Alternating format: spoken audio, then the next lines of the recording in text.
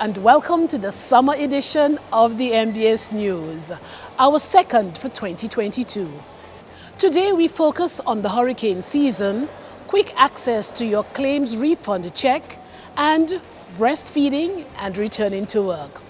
I'm Dr. Janelle Charles Williams, and I'm at the VC Bird International Airport, where hundreds of visitors and nationals will disembark to partake in the National Carnival festivities.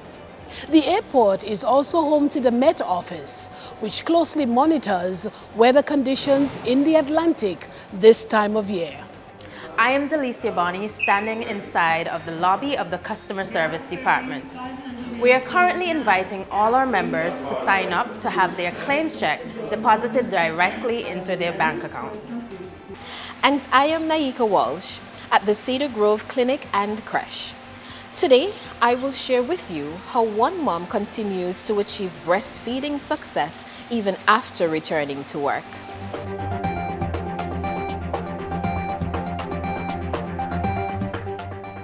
We have reduced the processing time for our members to access their claim refunds once they have signed up for the electronic funds transfer option. On your next visit, ask our customer service agent for a form or download from our website so that you can enjoy this benefit. The greatest benefit of signing up for an EFT option is no more long processing time. No more waiting 6 to 8 weeks to collect your checks. Once you've signed up for an EFT option, expect payment within your account within 2 to 3 weeks. No more standing in line. Once you've selected our EFT option, you don't have to worry about coming to MBS to stand in line and wait to collect your check. Payments will be directly deposited to your account within 2 to 3 weeks. No more expired or lost checks. Persons would have collected their checks at times and may have forgotten to deposit their checks, or it stays in your bag until it expires. There's no need to worry about that. Once you've selected our EFT options, payment will be directly deposited to your account within 2 to 3 weeks. Electronic funds transfer means that money moves from one bank account to another, either within a single institution or across multiple institutions. This is done via a computer-based system without the direct intervention of a bank staff. We have several ways for them to collect the form. The form can first be downloaded from our website, or if they're coming into one of our offices, whether it be Navy Street or English Harbor, they can collect the form while submitting their claim, complete the form in its entirety to include their correct banking information, the branch of their bank, and also they need to include their email addresses. Forms can also be downloaded from our website and emailed.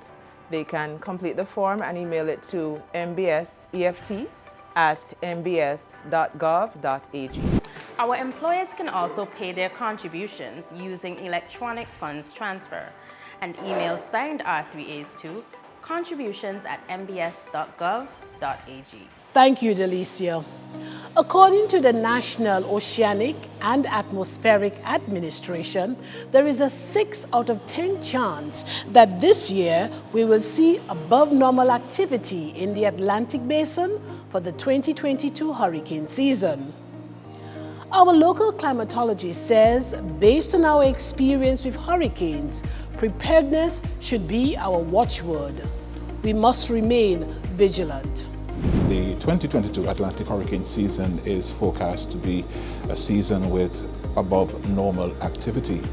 The official forecast, according to the experts at the National Oceanic and Atmospheric Administration, NOAA, is for the possibility of 14 to 21 named storms, of which 6 to 10 of those named storms could become hurricanes, and 3 to 6 of those hurricanes possibly becoming major hurricanes, meaning hurricanes of categories 3, 4, or 5.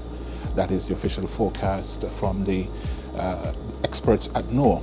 In terms of the error, they are expecting at least a 65% chance that this above normal activity is likely. So it therefore means that the hurricane season, in all likelihood, is a 65% chance that we will see above normal activity. We here in the Caribbean, we have some experience, quite a bit of experience in dealing with these events. We could recall Hurricane Irma in 2017. We can go as far back as 1995 Hurricane Lois, or even back in 1989 with Hurricane Hugo. We do know what these storms are capable of. We also have seen in the past that forecasts have been made, and at times we've had more than what we have forecasted. Other times we've had less than what the official forecasts have been. This is the nature of the science that we are looking at. What we are certain of is that based upon all of our model predictions, and we have run several models, the best information that we can conclude is that there is at least a 65% chance, that is more than a 6 in 10 chance, that we will see above normal activity. Now, what does this mean for us here in Antigua and Barbuda? It means that we have to be vigilant, because it only takes one storm of the devastation of what we have experienced in the past to wreak havoc to an already vulnerable economy.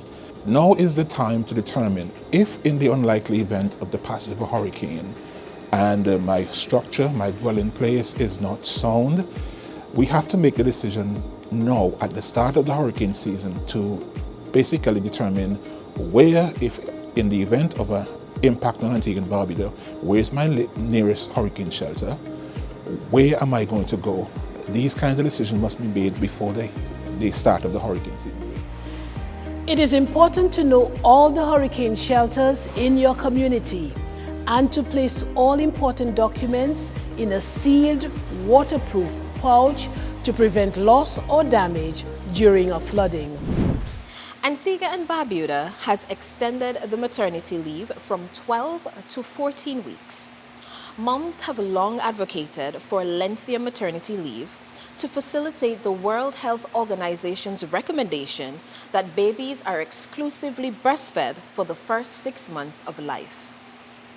This maternity extension is a step in the right direction and can help smooth the transition of returning to work and make the continuation of breastfeeding more likely. Our new mom, Camille Hampson, shares her story about returning to work and breastfeeding her baby. Well, what I did when I was home on maternity, from the time my milk came in, I started to store. So I kept on pumping and storing, pumping and storing, pumping and storing. So when I came back to work, baby still had milk in storage, but I also had a conversation with my manager and supervisor to express to them that I am breastfeeding. I'm probably going to need a few minutes to express, like, how are we going to deal with it? Is there a place that I can go to just express for like 30 minutes because it's 15 minutes on each? And they were very open to it. Like, I really had no problems coming back to work and expressing my milk, to the point that, to be honest, my baby doesn't even really touch my storage because she eats all the milk that I express at work. So the storage is there, but of course you have to go through and ensure that it's not past the 6-month mark. So sometimes I'll go through, take out some of the older ones, feed her those, and store the ones that I do express at work. In terms of breastfeeding with Camille, that's something that I expected, actually. So, when she actually formally requested for some leniency in terms of being able to express at work, that didn't come as a surprise. I think in general, most of us in here, although we're all male, I don't think there's anyone here who is not full breastfeeding. So one, we expected it, and we're also fortunate that we were able to facilitate, because we have logistically this space needed to do that. That would afford her some privacy and so on. Breast milk provides a baby with ideal nutrition to support growth and development. Breastfeeding can also help protect baby and mom against certain illnesses and diseases. And that's it for the MBS News today. Remember to stay hydrated, especially during those hot summer days. I am Delicia Bonnie. Remember, safety first. guard yourself against the COVID-19 virus, especially in crowded spaces. And I am Naika Walsh. Enjoy the carnival festivities. Do not drink and drive. Your family wants you home.